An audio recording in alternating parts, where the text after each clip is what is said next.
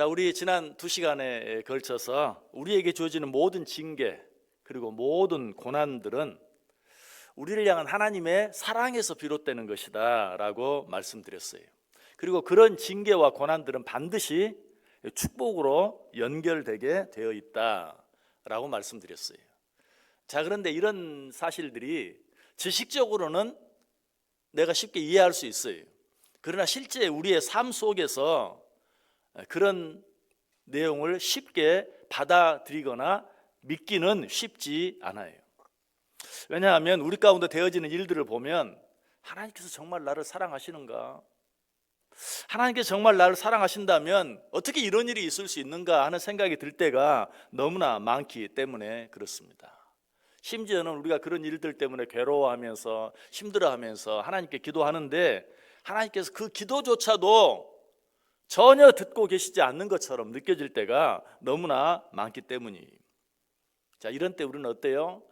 징계가 있을 때, 고난이 있을 때 우리는 하나님 앞에 감사하고 찬송해야 한다라고 알고 있고 믿고 있지만 그럼에도 불구하고 감사와 찬송 대신에 원망과 불평이 나올 때가 더 많아요. 여러분, 그런 일 때문에 너무 실망하지 마세요.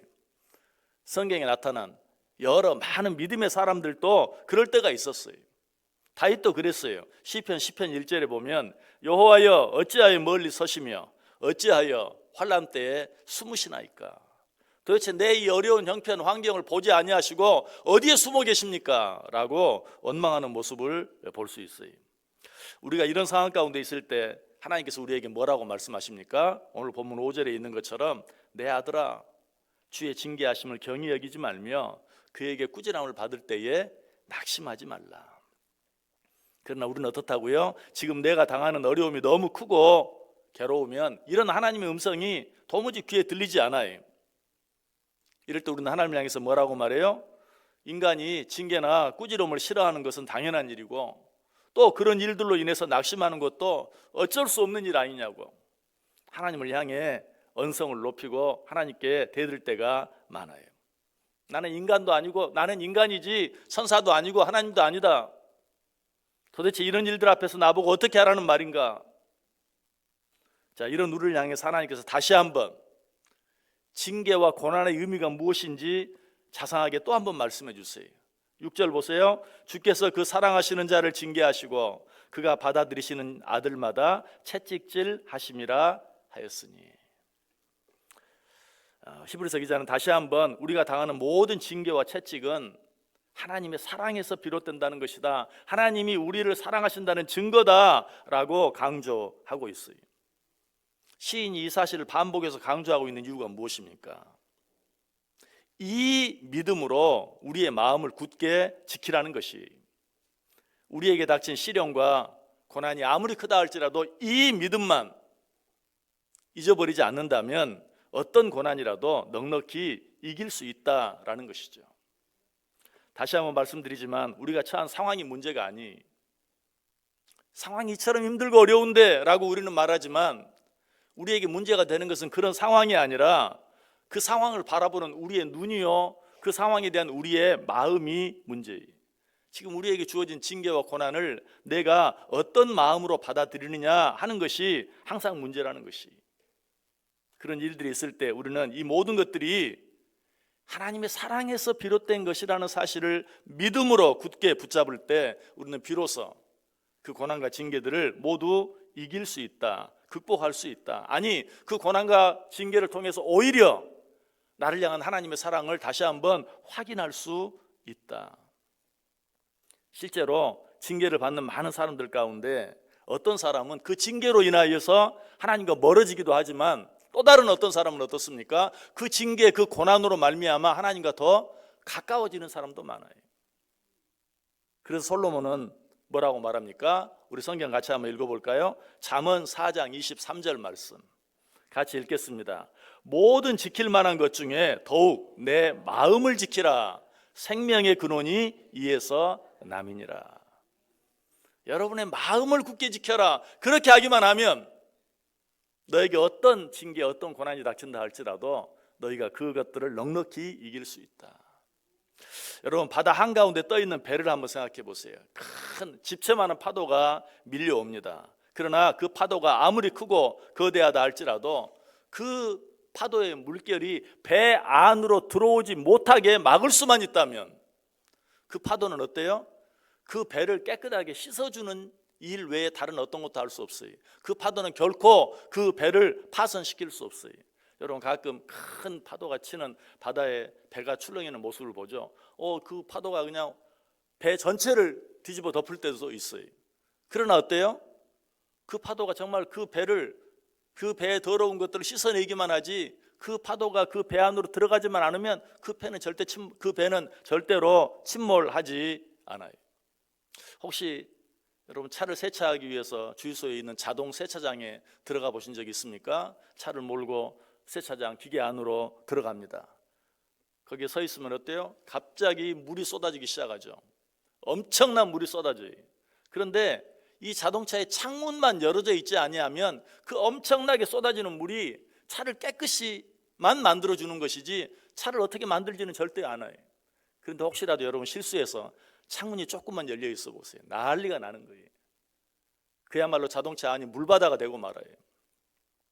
우리의 영혼도 마찬가지입니다.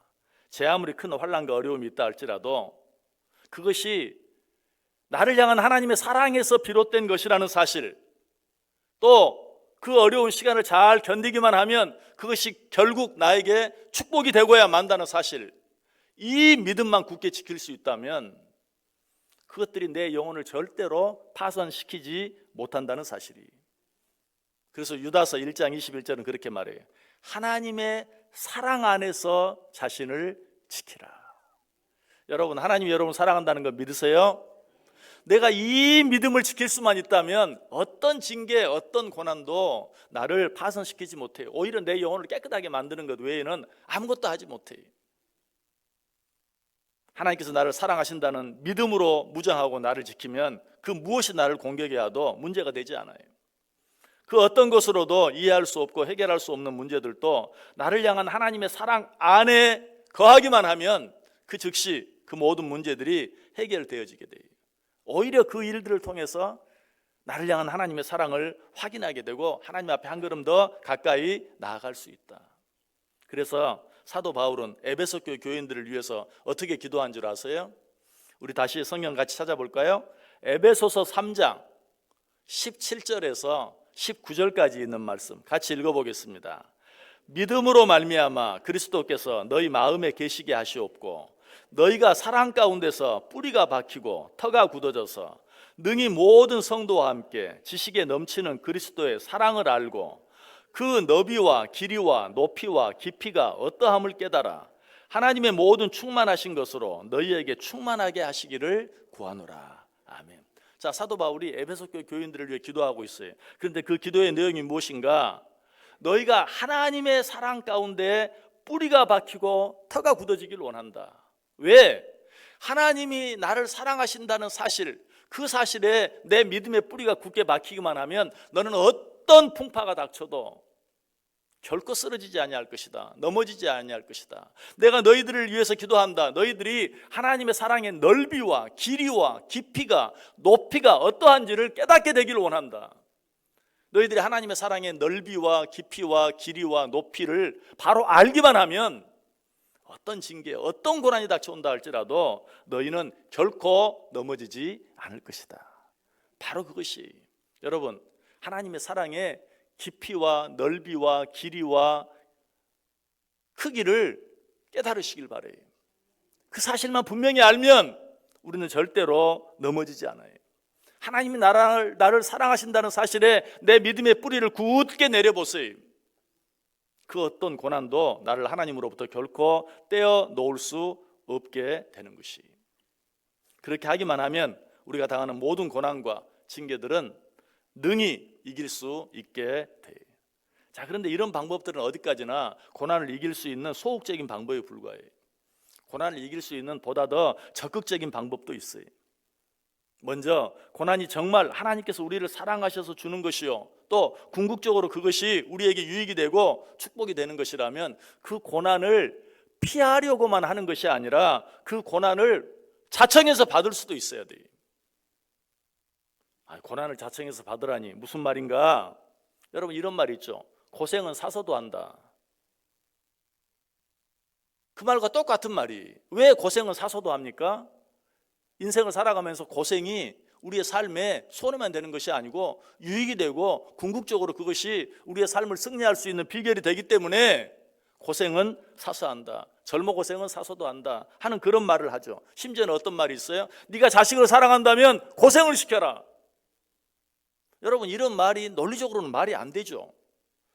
그럼에도 불구하고 왜 우리가 고생은 사서도 한다, 네가 자식을 사랑하면 고생을 시켜라, 이런 말들을 왜 합니까? 고생이 우리에게 유익이 되는 것을 알기 때문에.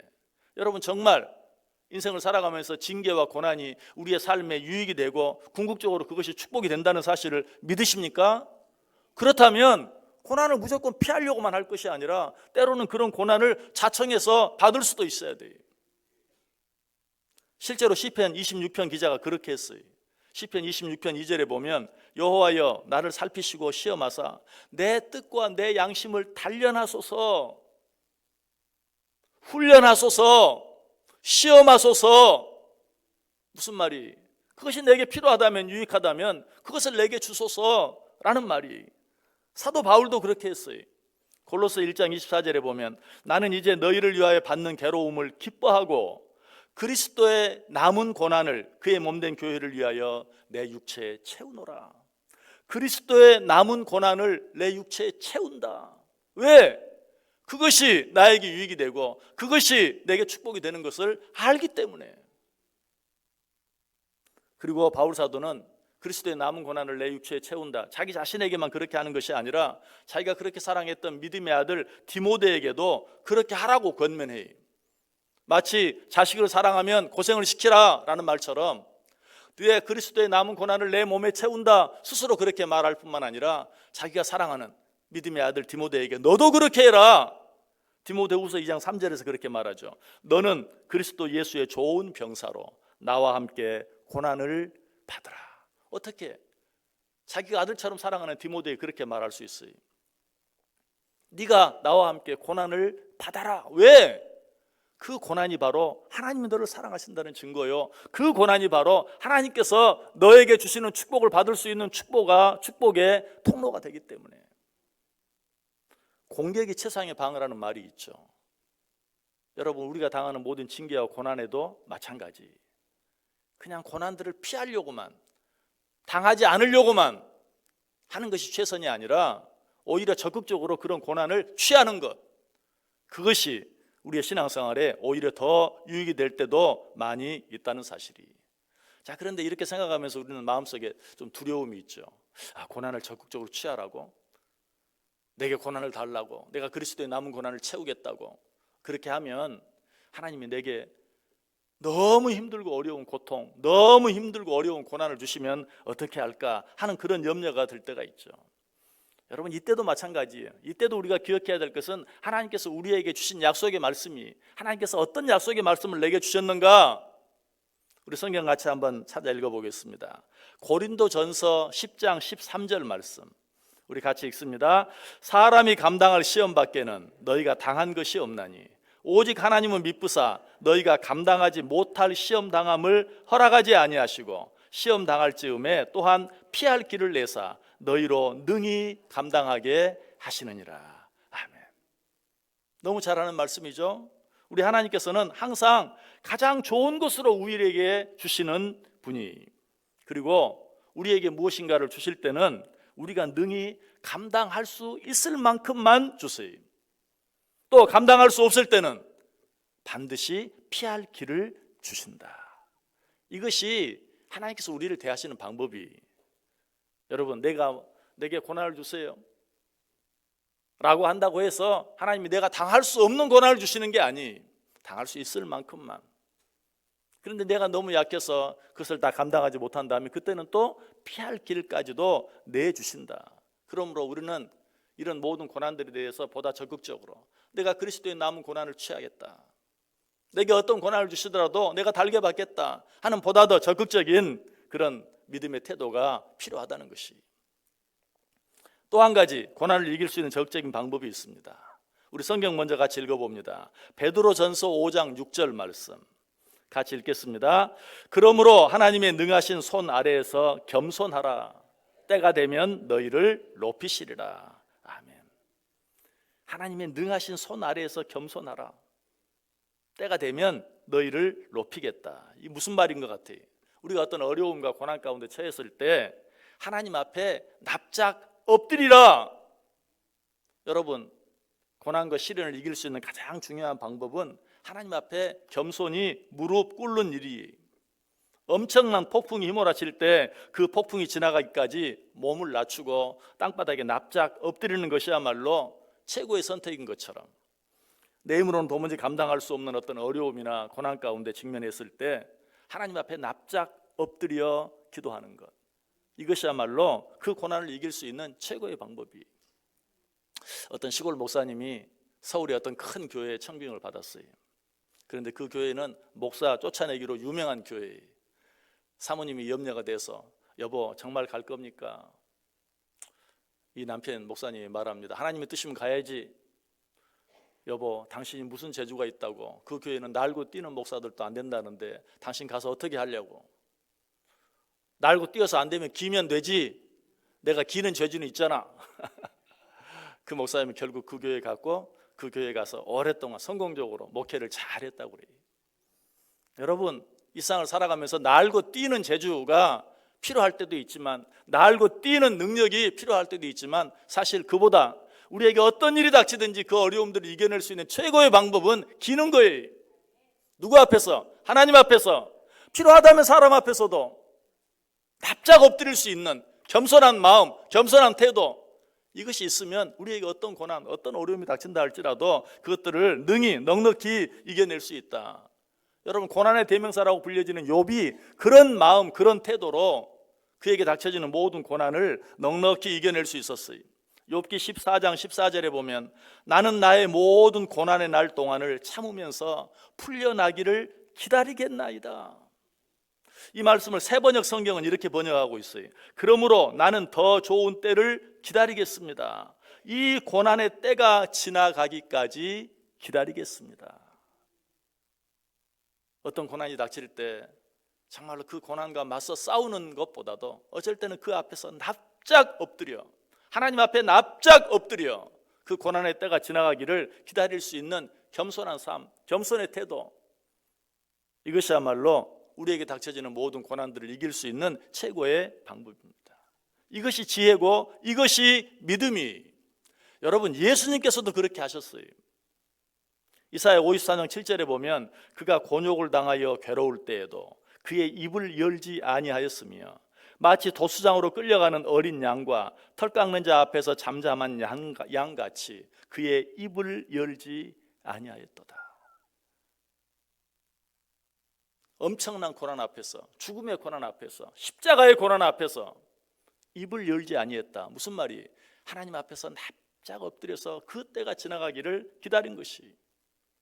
시편 39편 9절 내가 잠잠하고 입을 열지 아니함은 주께서 이를 행하신 까닭이니이다. 내가 이 고난 앞에서 내가 왜 입을 닫고 잠잠합니까? 이 일은 하나님이 나를 위하여 행하신 일인 것을 믿기 때문에. 여러분, 우리에게 어떤 일이 일어나든지 그 모든 일 속에는 나를 향한 하나님의 사랑이 있고 나를 향한 하나님의 뜻과 계획과 섭리가 있는 것을 믿으십니까? 그렇다면 예수님께서 하신 그 고백처럼 우리도 고백할 수 있어야 돼요. 뭐라고? 내가 잠잠하고 입을 열지 아니하면 주께서 이를 행하신 까닭이니이다. 주께서 이 일이 내게 필요한 줄 알아 내게 허락하신 일인 줄 믿기에 내가 이 모든 일 앞에서 잠잠히 참고 기다리겠습니다. 이런 믿음의 태도로 그 고난이 지나가기까지 하나님 앞에 납작 엎드려 기도하며 참고 기다릴 때 하나님이 어떻게 하신다고요? 때가 되면 너희를 높이시리라. 이것이 하나님의 약속이. 결국 무슨 말이? 하나님께서 우리에게 어떤 고난을 주시든지 그 고난 속에도 나를 향한 하나님의 사랑이 있고 하나님의 뜻이 있고 계획이 있고 섭리가 있다는 사실을 믿고 참고 기다릴 수만 있다면 그 일을 통하여 하나님께서는 우리를 위해 예비하신 놀라운 은혜와 축복으로 충만히 넘치도록 채워주신다는 것이, 우리를 위해 십자가의 고난을 당하신 주님의 고난을 되새기는 이 고난 주간에 주님께서 고난을 어떻게 이겨내셨는지 그 방법, 그 모습을 생각하면서 우리도 우리의 모든 고난을 하나님 앞에서는 물론이요, 필요하다면 사람 앞에서까지 겸손함으로 납작 엎드려 그 어려운 시기가 지나가도록 참고 기다림으로 말미암아 그 고난 뒤에 기다리고 있는, 나를 기다리고 있는 놀라운 하나님의 은혜와 축복들을 풍성히 받아 누릴 수 있는 저 여러분 꼭 되실 수 있기를 주님의 이름으로 간절히 축원합니다.